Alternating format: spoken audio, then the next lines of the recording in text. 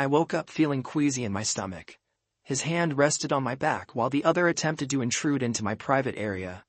A severe headache plagued me, unrelated to the drink consumed the night before. "Honey, I'm not a morning person," I muttered to CJ. "Oh, sorry," he whined. "But what about all those tales of you and Mark going at it all night and half the next day? I was 20. I grumbled. "At 20, deeply in love, you can thrive on lovemaking." "Oh," he said, sounding sad. He resembled a hurt puppy, making me question my choices again. On paper, everything seemed perfect. I traded a 40-year-old man who worked all day and tinkered with his car for a 30-year-old who adored me. Mark focused on his job and saving for our future, while CJ was solely devoted to me. Mark, though not controlling or violent, always seemed to pick fights. When I stood firm, he'd smirk and walk away. That wasn't how things were supposed to be. My father always complied with my mother's wishes. He understood the saying, "Happy wife, happy life." Mr. Mark Clayton would shoot me a look that seemed to say, "You're crazy." If I denied him closeness, he'd just shrug and tinker more with his car. I despised that Mustang passionately. And the strangest part, depriving him of lovemaking seemed to turn him into a blabbering fool, as my mother predicted. Yet a couple of days after I started refusing him, he developed a habit of checking his watch. I spotted a calendar in our kitchen with next weekend circled in red. Several days leading up to it were marked too. It didn't add up until I rummaged through his sock drawer and found a brochure for a high-end brothel in Las Vegas. The cover featured photos of women who seemed eager to please my husband for free, and would gladly charge me for the same. They were all young and attractive. I was nearly in shock. What irked me most was that he had already crossed out that day, and it wasn't even noon yet. I wasn't foolish, and there's no chance I'll allow him to go off and engage in carnal encounters with a group of professional women. I anticipated the outcome of the scenario. He would have attempted to discard me swiftly, even quicker than his Mustang could reach 60 miles per hour in under 5 seconds. So that evening, recognizing where my primary support lay, I propositioned him for lovemaking. I was seething with anger, and ultimately I ended up feeling hurt. "Nope," he responded. His words came out swiftly, almost as an afterthought. It seemed inconsequential, unworthy of acknowledgement. My frustration reached boiling point as the situation reversed. "Come on, Mark, it's been a whole week already," I pleaded. "I'm just not feeling it," he replied. "I could attend to your needs," I suggested. I attempted to appear alluring with a smile, although it felt like a struggle, especially when my deepest desire was to rid myself of him entirely. "Please, darling, let me please you," I begged. "I'm not sure," he mused as if contemplating. "You don't seem very into it. Maybe in a week." I was stunned, as this was a recurring pattern between us. I'd tried employing all the tactics gleaned from TV, magazines, and my mother to gain the upper hand, yet Mark always seemed to prevail. Conversely, CJ adored me. I held a divine status in his eyes. All I had to do was ask, and he would comply. Why hadn't I left Mark for CJ yet? There were 2 reasons. Firstly, deep down, I loved Mark despite despising his work ethic, his sense of responsibility, and his aversion to confrontation. Secondly, the more practical reason was CJ's lack of financial stability, despite his adoration and willingness to cater to my desires. Mark, the foolish man I married, earned a 6-figure salary. Perhaps that's why things had deteriorated between us. It wasn't always like this. Initially, we were deeply in love. However, 20 years and countless arguments had compelled us both to fortify our defenses against each other. As I reflected on how our enduring love had turned into constant yearning, and eventually into intense animosity, CJ came to mind. He gently caressed my legs, trying to boost my mood without upsetting me. His gentle touch always had a powerful effect on me. However, when Mark tried the same, CJ's efforts only made me more irritated. I asked CJ to come closer and massage my chest. He responded with enthusiasm. I nodded, and he promptly moved towards me. I hesitated to inform him that his leg rubbing was bothering me and distracting my thoughts. Conversely, my large chest were as artificial as my blonde hair. Following surgery, I realized I had lost most sensation in my breast buds. Mark always knew how to pleasure me there, unlike anyone else. Another aspect I despised about him. He excelled in bed, and his manhood was undeniably larger than CJ's. Mark always left me trembling like jelly. It was hard to believe he never cheated. Even harder to believe he truly loved and still loves me.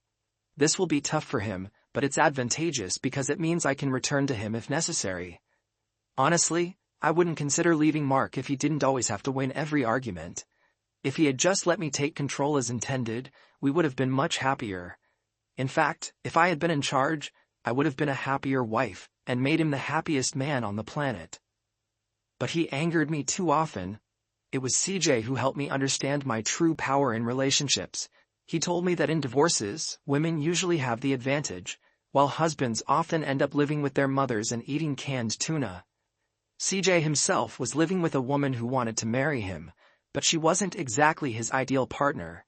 Since they weren't married, breaking up with her wouldn't be a problem. I acknowledged his point. He seemed surprised. Today was the day he suggested I should call him, CJ whispered while gently caressing my chest. Then it clicked. The plan we'd been strategizing for weeks. We patiently awaited the opportune moment, and this week fell into place perfectly. It was opportune because Mark was away, and both CJ and I shied away from confronting my husband directly about my decision to leave him and file for divorce. The mere thought of it churned my stomach. I have a modest sense of morality, and the notion of contacting him while he worked tirelessly on business, funding our lifestyle, felt wrong. Mark deserved better, a heartfelt conversation about our relationship. If we concluded our marriage was beyond repair, only then should divorce be broached. Following the divorce, we'd both be free to pursue new relationships. It wasn't the noblest approach, but it was the path we chose. Throughout our more than 20 years of marriage, Mark never laid a hand on me or raised his voice. When disagreements arose, he aimed for compromise, a trait that often frustrated me.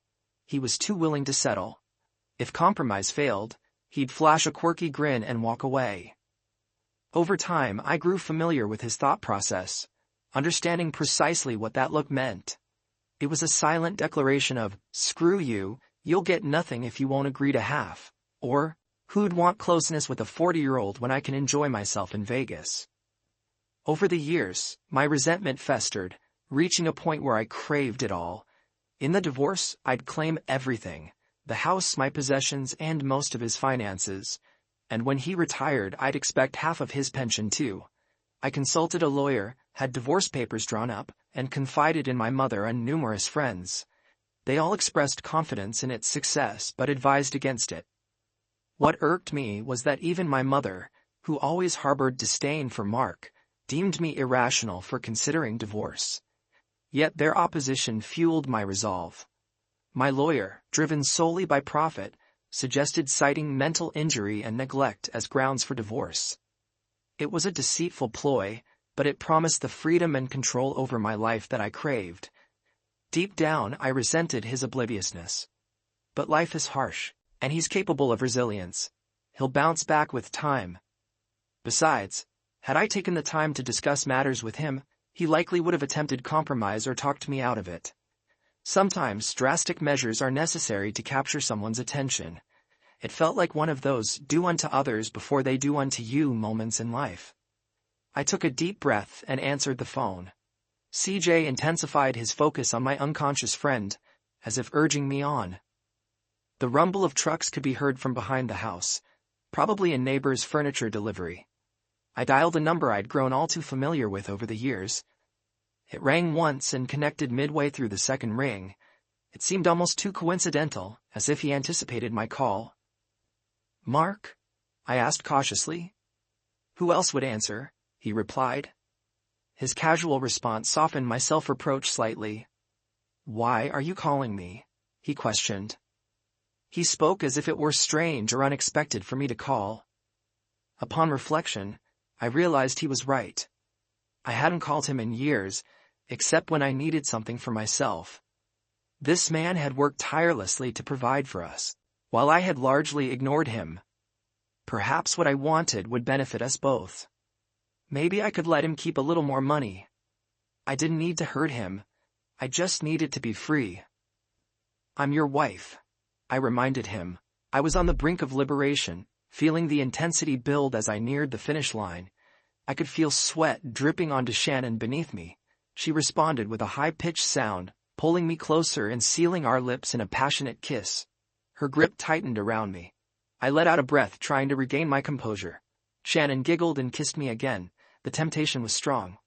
Shannon, darling, I can't resist, I managed to choke out. She whispered back, you'll have to wait a little longer, sweetheart. It'll be much better if you do. Every word from her was drawing me closer to the edge. Oh my God, drive me wild, baby, I said, struggling to maintain control. Shannon had this incredible ability to push me to the edge, leaving me always wanting more. It was hard to believe it had only been 3 months since I met her. Just as I felt like I was about to lose myself, my phone rang, breaking the spell. I glanced down to see Shannon, clearly enjoying herself. Her eyes were rolled back, legs trembling. Ooh, baby, that feels amazing, she murmured. I tried to refocus. What are you doing to me, Shannon? I asked, annoyed at the interruption. I'm trying to make you happy, Mark, she said slyly. I couldn't help but confess, I've been happy since I met you. She grinned. You'll be even happier when we're finished. Answer the call. Hoping it might be important, I reached for the phone. But it wasn't what I expected. It was the movers. I had completely forgotten they were supposed to call upon arrival. Shannon, undeterred, resumed her playful actions, reigniting my excitement. Just as I was getting back into the moment, my phone rang again. I recognized the number and nodded to Shannon. She looked at me with a mix of amusement and a mischievous grin. After the call, Shannon rolled over and nestled beside me. I couldn't help but admire her physique. Her toned legs, heart-shaped derriere, and slender waist were mesmerizing. It was as if she was a work of art, perfectly sculpted. I chuckled at her jest about God, focusing more on her posterior than her chest. I was in love again. Yes, again. Only for the second time. But this time, everything felt right. This love was akin to a phoenix, rising from the ashes of my past. Perhaps I should begin from the start. 3 months ago I was a fool in love, enamored with a woman who despised me, and deep down we both knew it. Yet I loved her, genuinely. Naively I believed she loved me in return. Admittedly, my marriage had its troubles. We argued incessantly, but I thought it was a phase all couples endured. My awakening came when my secretary announced a visitor. As Shannon entered my office and took a seat, confusion clouded my mind. Which company are you representing? I inquired. I'm part of the You and Me, out to avenge the idiocy of the corporation, she retorted. I'm lost, I confessed.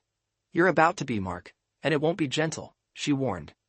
With a shrug of her petite shoulders, she continued, your wife is cheating on you. Initially I thought I misheard, but her certainty left no room for doubt. She stated it matter-of-factly, as if discussing the color of the sky. Deep down I sensed she spoke the truth. The revelation hit me like a ton of bricks. Sweat dotted my brow, my heart raced, and tears threatened to spill. Imagery of Anne with an unidentified man lost in ecstasy flooded my mind. Then the floodgates opened and tears streamed down my face. Ashamed of my vulnerability, I buried my head, refusing to let this petite redhead witness my anguish. Suddenly I was enveloped in the scent of cherries. Warm hands lifted my head, offering solace and tenderness. I'm so sorry, she murmured gently. I never saw this coming. I suppose I expected you to react like I did when I found out. I thought you'd get angry and want to confront my boyfriend. Perched on my desk, she cradled my head in her lap, stroking it in an effort to soothe me. You love her, don't you? She shook her head. Even though she cheats on you and never speaks well of you. Do you truly love her? When they're together, all she does is criticize and dictate. I don't understand. You try so hard to support her, yet she fails to appreciate you or your efforts. Why do you care so much about her? She continued to stroke my head, her voice calming, and I wondered if she aimed to pacify me or if she was simply thinking aloud. Is it because of her blonde hair and ample chest? She questioned. CJ has a thing for blondes with big chests too. I expected more from you. Suddenly I met her gaze. I don't know why I'm so furious with her. I loved her before she dyed her hair, I retorted. And I'm the one who paid for those chests. Her response was a burst of laughter so melodious it caught me off guard. What's amusing? I inquired. I'm just speaking the truth. I know, dear, she replied. But my dense ex has no clue that his dream woman is mostly artificial. It likely cost you a fortune to make her look that way. I shook my head, feeling as though I were in a haze, yet my anger persisted. Shannon divulged everything, how they met and Anne's ulterior motives. They strategized, believing they'd found the best way to remove me from Anne's life while securing most of my assets. Shannon found herself in a similar, albeit less lawful situation. She'd supported CJ from the start, even as he indulged in affairs with women at the bar where he worked part-time, all the while yearning for his ideal blonde with ample curves, whom he found in Anne. Beyond the physical enhancements I financed, Anne also seemed to fulfill a maternal role for him. Shannon hired a private investigator to gather intel on CJ. I conversed with her agent Sarah Price multiple times before agreeing to her terms. It wasn't particularly challenging. However, this information proved futile for Shannon. Sarah, another striking redhead, reiterated this to Shannon numerous times. Since Shannon and CJ weren't married, the information held no weight for her. CJ could easily leave Shannon without repercussion. Conversely, I could utilize Sarah's findings and recordings to bolster my stance in the divorce proceedings and potentially lessen the financial settlement with Anne and her paramour. Over the weeks of observation and strategizing, Shannon and I grew closer. One evening it all culminated in a conversation. "Shannon, you deserve better than him," I asserted. "Why don't you just leave?" she suggested. "Forget about him." "But I can't leave without repercussions. I don't let anyone walk all over me," I explained. "But haven't you already gained the upper hand by uncovering his schemes? You're not emotionally tied to him like I was, so you're not trapped, right?" I reasoned. "You're young and stunning. There's still time for you to find someone who'll treat you right." Even in the dim interior of my Mustang, her green eyes sparkled. "So you finally noticed, huh?" she teased. "Noticed what?" I inquired. She grinned. "I noticed you. From the moment you walked into my office," I confessed. "Rubbish," she chuckled. "You were so infatuated with Anne that you didn't even register that I was a woman, let alone possibly interested in you?"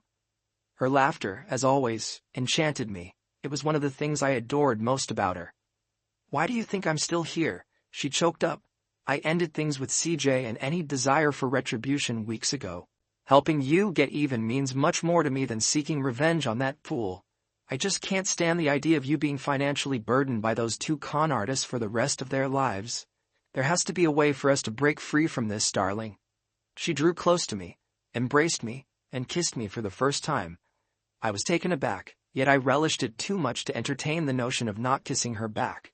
At 40, after 2 decades of marriage, I thought I knew how to kiss, but my experience was solely with Anne. Kissing Shannon was an entirely different sensation. The taste, the feeling, it was all distinct. I couldn't get enough. We lost track of time, forgetting about the tape recording of our cheating partners. Eventually, a voice interrupted us, but Shannon refused to let go of my hand. I suspected as much. "All right, I was hoping this would happen," Sarah remarked with a smile. "You two are adorable together. You're much better suited for each other than your current partners.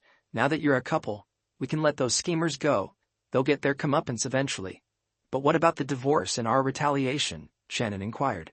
Sarah surprised us by explaining some legal matters. "The question is, are you both committed enough to pursue this?" Sarah asked. "Take some time to consider. This is a significant decision. I'll send you the bill." She smiled. The subsequent weeks were dedicated to crafting our narrative. Shannon and I honed our acting abilities. We both informed our partners about our supposed hectic work schedules, and it's astonishing that they bought into it. Neither of them had any inkling that Shannon and I were acquainted, let alone involved romantically. This afforded us the chance to spend more time together, nurturing our mutual attraction until it blossomed into full-fledged love. One day, I phoned Shannon at her workplace and declared that I was ready. "I feel like I need to be with you more," I confessed. "We're practically inseparable every night." "You silly," she giggled through the receiver. "That's not enough," I insisted. "But we haven't even been carnal yet," she whispered, indicating that she was cautious of being overheard at work. "I'm certain lovemaking with you will be incredible," I reassured her.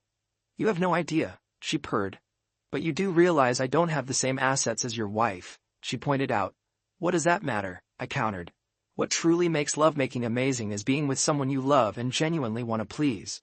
Then she said it. Tears brimmed in her eyes, her voice quivering. It was as if she had been waiting for me to reciprocate. "I love you too, Mark, and I promise it'll always be this way. You can have every part of me whenever you want. I'm yours," she poured out. I was taken aback. No one, not even Anne in our youth, had ever expressed their love for me so eloquently and passionately. And no, I've never said anything like that to anyone before you, she declared solemnly. Not even that idiot CJ. I never doubted it, I responded. I'm just curious about how soon we can proceed. We're following Sarah's plan. The call this morning was precisely what we were waiting for.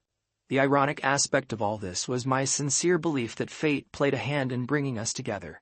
While we meticulously planned, we took great care not to be seen together for weeks.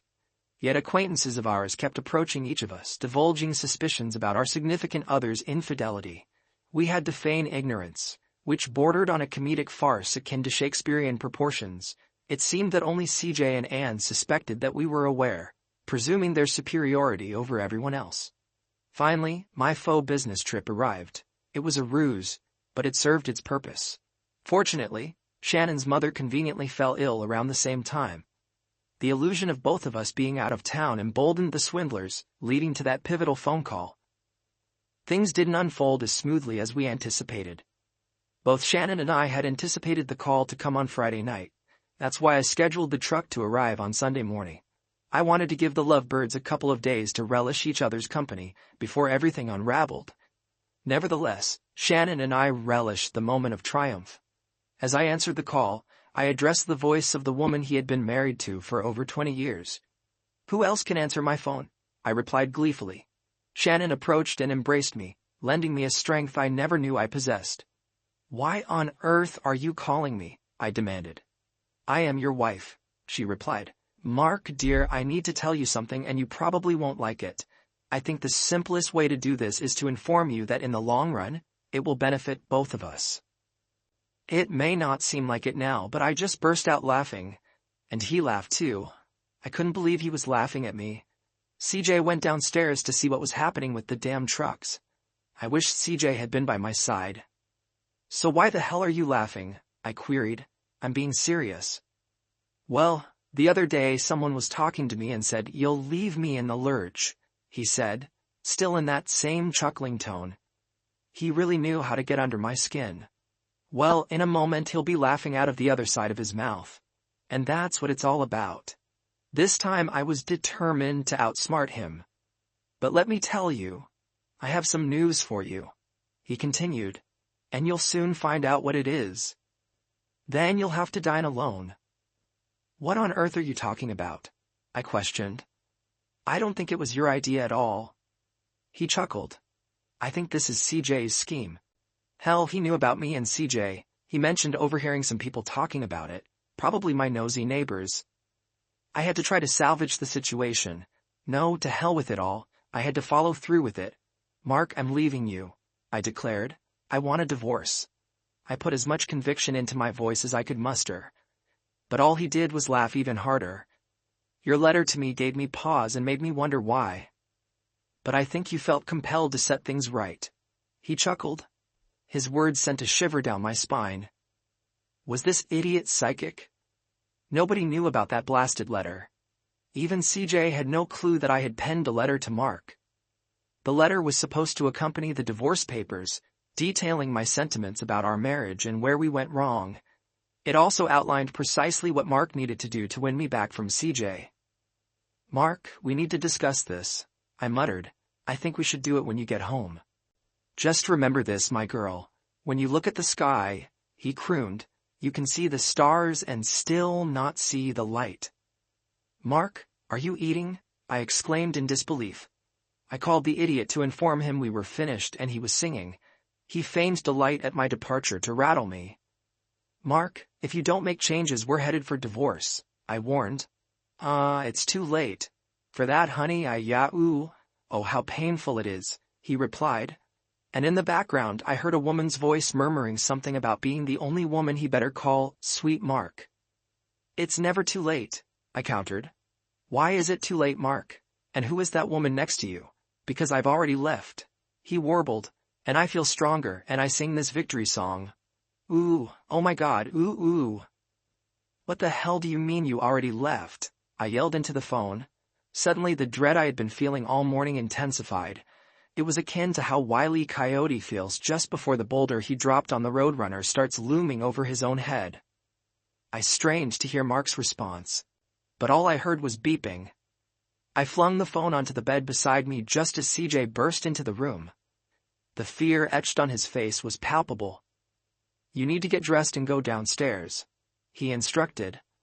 I hastily threw on a robe and cinched it tightly. In the living room stood a formidable black woman holding a tablet, looking as though she owned the place. "Who the hell are you?" I demanded. "Get out of my house." She regarded me with a measured gaze, then turned her back. "I'm feeling generous," she declared. "I understand your situation may evoke anger and resentment, but I won't tolerate rudeness or any delays. I need to vacate this house by day's end, and I aim to do so charitably. You have a few minutes to gather your personal belongings." "I'm not budging," I retorted. "This house belongs to me and my husband. It's nearly paid off." "CJ called the police." "Yes, he did," she confirmed. "CJ called the police. That'll expedite matters. This house isn't nearly paid off, it's fully paid. This is likely to be the most humiliating moment of your life, ma'am." I stared at her as CJ dialed emergency. A few moments which felt like an eternity passed, granting me a chance to ponder. Then Mark's words echoed in my mind. What was that supposed victory song? What victory was he declaring? And then Hank K., the police chief and a personal friend of Mark and me, arrived. The woman strode past me, handing Hank a stack of papers. He perused them, nodding several times before approaching me. He glanced past me to CJ. "Is this him?" he inquired. "Who?" I repeated. "Don't be vexed," he said. "I'm just curious if this is the man you cheated on Mark with. It's audacious to have him here in Mark's house. Darn it, I forgot Mark sold the house." Before I could process his words, my mind went into overdrive. A rather cheerful woman pushed through the moving crew. "Is he?" she inquired. She sauntered around CJ and then flashed a smile at me. "They said you were naive, but I had to see for myself." "What on earth are you talking about?" I demanded. "Half the women in town are wondering why you swapped your husband for a guy with less manhood in his pants and no income." She grinned. "There might be some truth to the idea that silicone in your chest rots your brain." "Follow my train of thought, Tina," the police chief interjected. He approached CJ slowly and quizzed. "Hey buddy, do you know what a woman says to a guy with a really big male organ?"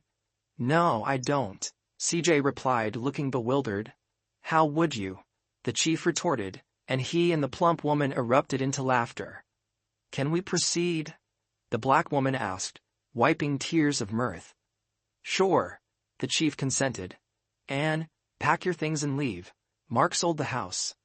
"But he can't," protested.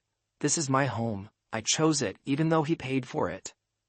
"Anne," the chief intervened, "he purchased it with his own funds. His name is the sole one on the deed. He can do as he pleases." "Nonsense. A woman always gets the house in a divorce," I shouted. "Not always," the chief countered. "Moreover, you two aren't divorcing." "Indeed, that's correct," I acknowledged. "I intend to file tomorrow." "You should have done it last week, as that's when he sold the house," the chief remarked, chuckling. "Is this legal?" I inquired. "No," the chief replied. "It's a bit sneaky, much like sleeping with some pervert while your husband is toiling away at work to buy you all those luxuries. But it's entirely lawful." "Darn," I muttered. "CJ, contact my lawyer. I need to reach out to the bank and our investment firm," I instructed. "Do it outside," the black woman directed, waving her hand as her team began removing furniture from the house. "Where are they taking my furniture?" I demanded. "Your husband donated the furniture to a local charity auction house," she explained. "You can always repurchase it." "I handpicked every piece of this furniture, arranged it and paid for it. Maybe you should have chipped in," Tina chuckled. "Oh, I forgot. Does hair bleach mess with your brain?" I brushed off her remark and dialed the bank. "Carly, it's Anne Clayton." "Yes, Mark's wife." "Carly, my lawyer will contact you soon to freeze our accounts, so I need to withdraw the money beforehand," I explained to Carly's overly cheery voice on the line. "Carly, first things first," I continued. "Let's handle this. I'll need enough funds to maintain the house and cover expenses for a while. Also, during the freeze, will only the current account funds be locked, Or can Mark reroute his direct deposit? Just the current account funds, she clarified. But I believe he switched his direct deposit last week when he left his job. What did he do? I gasped. Oh crap, Carly, I want to empty all our accounts and transfer them to a new one, all right? Are you certain about withdrawing everything? She inquired. Damn right, I affirmed. Mark will land another job quicker than Tina can devour a bucket of chicken wings. But this money is all I have until the divorce is finalized. I'll need to issue you a check for that amount. Then you'll need to deposit it into your new account, she explained. Fine, I snapped. Just get it done. Consider it done, she replied. Once you arrive, I'll hand you a check for $3.11 and you can proceed. What in the world are you talking about, Carly? I erupted. There's nearly $500,000 in that account. There was, she began. I know exactly how much was there, I seethed. That's precisely what happened last week. Chief, this has to be against the law, I protested. It's not illegal, he clarified, but it's pretty rotten. Yeah, he added. The bank enforces a minimum balance policy. If your balance drops below $50, you'll incur a $10 fee. You don't have enough remaining to cover even the fee. CJ handed me the phone and I began conversing with my attorney, my words interspersed with sobs. I recounted how Mark sold the house, drained our bank accounts, and liquidated all our investments. Logging into our investment account, I discovered Mark had cashed out everything, leaving just one share in the cheese company. That's pretty clever, remarked my lawyer. He got ahead of you. It's all perfectly legal. Until the divorce is initiated, he can do whatever he wants with his assets. So he took everything. He's likely going to cash out and stash it in offshore accounts beyond our reach. He's aiming to boost his wealth to the point where you won't get a dime in the divorce. And quitting his job? Genius move. When he arrives in court broke and unemployed, you two can just part ways with no financial obligations. I doubt he'll even show up, I remarked. I think he skipped town. He left me before I could leave him. I have no clue where he went. Hey, my lawyer inquired. How do you plan to serve him with divorce papers if you don't know his whereabouts? Can I divorce him without all this hassle? I questioned. What about abandonment? It takes 3 years in this state. Do you have enough funds to last that long? He queried. Remember I just mentioned he drained all our damn money? I seethed. Well, no money means I can't afford your fees. Click, and again. All I heard was beeps, accompanied by the movers snickering under their breath. That's how my life spiraled into chaos. I temporarily crashed at my mom's place. Mark was thorough. He sold off or gave away all our possessions. He took all 3 cars, both his Mustangs and the winter Jeep. He kept my new Lexus, but I couldn't cover the payments, so it was repossessed. I consulted with several pro bono lawyers, and they all agreed I needed to stir up some serious trouble to counter his actions. Almost every lawyer, upon hearing the facts, deemed his actions brilliant and entirely lawful. There's no law saying a man must remain with his wife just because they're married, nor is there any prohibition against selling a jointly owned home. Mark had full entitlement to withdraw funds from our accounts, since he was the primary account holder. He came out on top. I tried reaching him, but his number was disconnected. There was a message there. I was certain he left me some sort of clue, but I was too dense to grasp it. Days turned into weeks with no word from him. Weeks stretched into months. I lost CJ within the first month. He struggled to make rent after his girlfriend left him for another guy the same day Mark abandoned me. What were the odds? One day, while listening to the radio, I broke down in tears. There was a band I vaguely knew of called the Eagles. Their lead singer Glenn Frey sang a song called Already Gone. The tale mirrored my life so closely that tears welled in my eyes. The gibberish Mark uttered or crooned to me on that day of his preemptive strike was lifted straight from the song. My life was filled with hard labor. I toiled 6 days a week alongside my mother cleaning hotel rooms. Many guests reminded me of my past life. I habitually took my blessings for granted, always believing I deserved more. After just a few days of struggling to survive, I began to regret how I treated my husband. It pained me to recall that I used to spend more on makeup in 2 weeks than I earned in my current salary. At 43, I knew my opportunities were limited. The only odd thing was that after 3 years of hardship and poor diet, I gained a few pounds and stopped coloring my hair. One day, upon returning home, I found an invitation awaiting me. The following day, I received an invite to a local cafe. Though unsigned, I knew it was from Mark. Suddenly it clicked.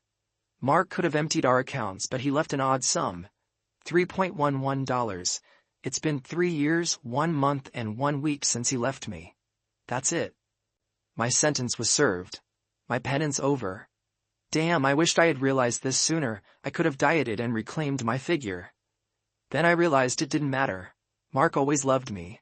Blonde hair and ample chest were my choice. While I strove to look my best, a realization struck. I suddenly remembered the song's final line Mark quoted before he departed. It happens so often that we live in chains that we don't even know we have the key. There was a message in the invitation.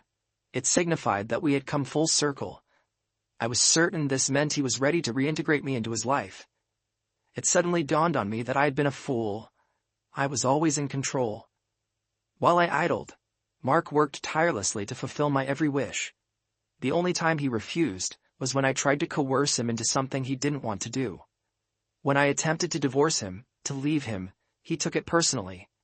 True to form, he granted my wish and left first. Oddly, I had spent the last 3 years fearing the inevitable, expecting divorce papers to arrive sooner or later, yet they never did. Now I felt I understood why Mark still loved me and eagerly anticipated our reunion. I arrived at the bar slightly early. A disheveled bartender, showing signs of heavy drinking with his ruddy complexion, approached my table. "You've put on weight," he remarked. "How many donuts have you eaten? Have you drunk enough to forget your own shortcomings?" "What brings you here, CJ? I thought you still worked here," he retorted. "I received an invitation for lunch at a cafe across the street," I explained. "I came to gather courage." "This is odd," he observed. "Too much of a coincidence." "What do you mean?" I inquired. "I also received an invitation," he revealed. "Did yours include a cryptic riddle?" "It wasn't much of a mystery," I replied. "It was Mark's way of signaling he wants me back." "What exactly did it say?" he probed. "It read, 'We've come full circle. I'm ready to give you what you want,'" I recounted. "You're right," he acknowledged. "Yours differs from mine." Mine posed a question. "Why does a squirrel hide nuts in its nest?" "I'm clueless about that," I admitted. "I believe it means Shannon wants me back," he concluded. "Squirrels hide nuts to protect them from birds. Birds is slang for women. Shannon's telling me she doesn't want me with other women. I think they colluded to reunite us after a period of suffering, wanting us to accept them on their terms." "Forget all this," I exclaimed angrily, abandoning all I had learned over the past 3 years. "If Mark wants me back, he'll have to work hard for it." With resolve, I stormed out of the bar and made my way across the street to the cafe. Taking a seat at a small table, I scanned the cafe and spotted CJ's entrance. He settled at a nearby table on the sidewalk, where 2 college guys played hacky sack. Seeing CJ, I pondered his riddle and realized his mistake. Despite waving desperately, he remained engrossed with the guys until he eventually noticed me. His wave and headshake left me puzzled. As CJ sat, the guys nearby lost control of their bag, which flew toward him and toppled his glass. Rising angrily, CJ was struck in the groin as another bag fell before him. One of the guys attempted to skillfully kick the bag back up but missed, fortunately leaving it undamaged. However, his foot landed a mighty blow to CJ's lap, eliciting a piercing scream. I hurried over as waiters tried to assist him, but all they could do was help him to his feet. As the ambulance arrived to take him away, I informed him, "Your interpretation was off." Through his pain, he groaned, "What?" "She didn't want your return," I clarified. "It's not about birds, it's about reproductive organs." "Doesn't matter," he grumbled, attempting to speak further but was interrupted by the appearance of a girl resembling a college student. Tall and fair-haired like me in my youth, she approached with a briefcase and gum in hand. "Are you Anna Clayton?" she inquired. "Yes," I answered sharply. Handing me a stack of papers, she explained, "His list of demands. Why don't you ask him yourself? You've been served, she spat. Glancing around the cafe, I spotted him. Suddenly, the riddle's meaning dawned on me. Full circle signified achieving what I desired, not necessarily Mark's return. This meant I got what I wanted. After Mark and I split up, we got divorced. The issue was it wasn't what I desired anymore. I yearned for the life I once knew and lost. To be frank, I was accustomed to living modestly. Most importantly, I longed to reconnect with Mark himself. Then I spotted him. He appeared well, even better than when we parted ways. He seemed content. However, he wasn't by himself. A woman accompanied him. She had red hair, was youthful, stunningly beautiful, and noticeably pregnant. Between them, holding each of their hands, was a little girl who perfectly blended their features. She sported Mark's hair color and her mother's vibrant green eyes. This petite girl gave me the same peculiar smile Mark had. Perhaps it's genetic, or she somehow sensed the situation and its significance, just like I did. The moment I saw them together, I realized it was truly over. There was no hope of rekindling with Mark. Emotionally, he was distant. There was no use in vying for his affection. This redhead wouldn't let him go. She offered him her heart, love, and undoubtedly her physical presence. She also bore him children. Reviewing the divorce papers, I noticed Mark's retaliatory stance against me. I aimed to secure financial compensation through legal means. I needed his money but not him. In the end, I got neither. He divorced me, claiming abandonment, allowing him to retain all his assets and his newfound happiness.